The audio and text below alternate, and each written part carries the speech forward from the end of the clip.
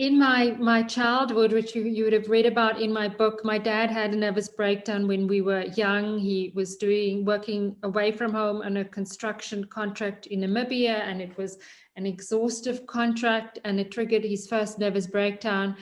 And after a series of stays in mental institutions, he was unable to return to construction carpentry. So my mom became the main provider of our family, and we lived in poverty in a township called Westbury in Johannesburg, which is known for negative things like gangsterism and violence and crime and drugs. And that did shape me and my view of wealth. Firstly, I have an identical twin sister, and we were both the top students at school, and I felt, this smart card is my ticket out of here, and I really need to study, and that education can break generations of poverty, which it did, because then years later I was able to buy my parents a home in a safer neighborhood. So I attached. By the way, I really love that you bought your parents a home. Oh, thank you. And so I attached education to wealth creation, and it was a game changer for our family, with myself going the CA route, my twin sister qualifying as a medical doctor. And then there were also other things like seeing my dad get sick, not being able to work in the field that he used to work. He then ended up working for about 17 years at a place for people for disabilities, and my mom became the primary provider. That was in an area where there were little opportunities for women, little opportunities for people of color, and she hadn't finished high school. So I also recognize that a woman needs to be educated and needs to be able to financially provide for family, because that was modeled to me by my mother. There wasn't the figure of my dad and a male being the provider. So it made me feel that I needed to, as a girl, I needed to advance myself and provide, because you didn't know, what life would throw at you.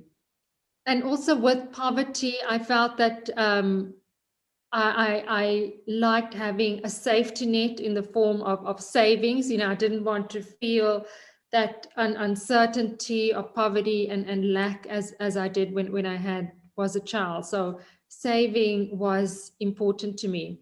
And I think in terms of my risk tolerance, it's worked in both ways. So I've been involved with various entrepreneurial ventures, and I think use entrepreneurial ventures as a form of and a vehicle to build wealth. But I think I could have a higher risk tolerance because of the uncertainty I was raised with. But at the same time, on my risk tolerance, I've always felt that I needed to build a safety net to cushion me, and that's because we didn't have that cushion.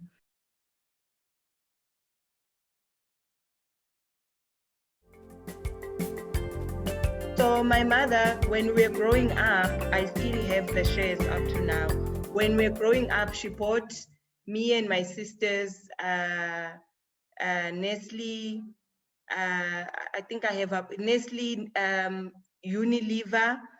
I think we have about 5 stocks, which are the most common brands in your cupboard. Okay. And she basically used to say, don't eat it if you don't own it. Wow.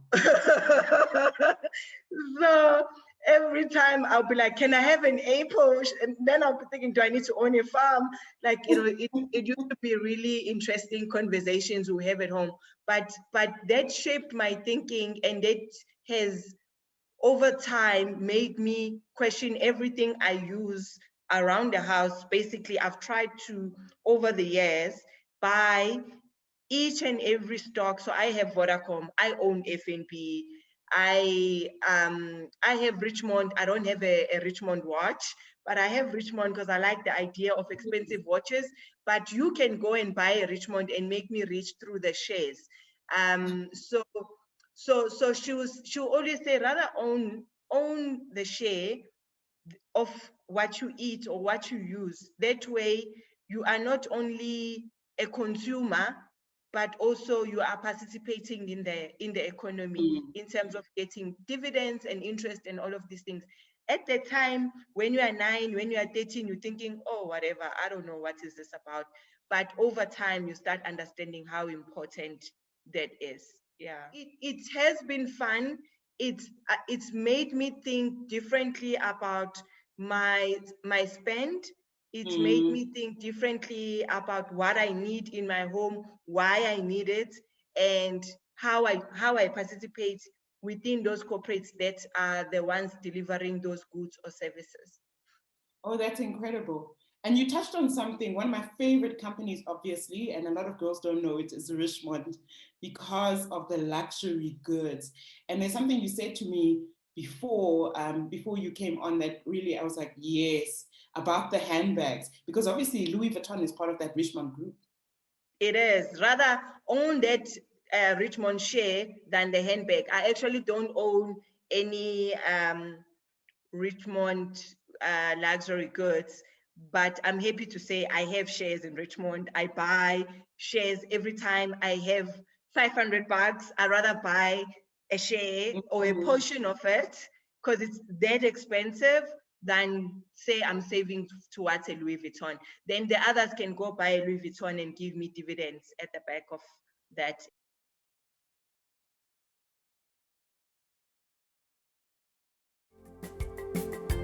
Just so many stories of them turning the other way. We used to be the only kids with the TV game, Super Mario and all those things. So holidays, we turned our lounge into a game club. So instead of throwing us out, they just gave us their own TV and just like, said, guys, move into the garage. So it was yeah, the 90s, we made $100. It was a lot of money from 50 cents. So I think for me, the biggest thing was just their support. Even if they didn't understand, they wouldn't ask like your typical questions like, what's happening? What's the profit? It's like, okay, you guys are doing this? Okay, cool.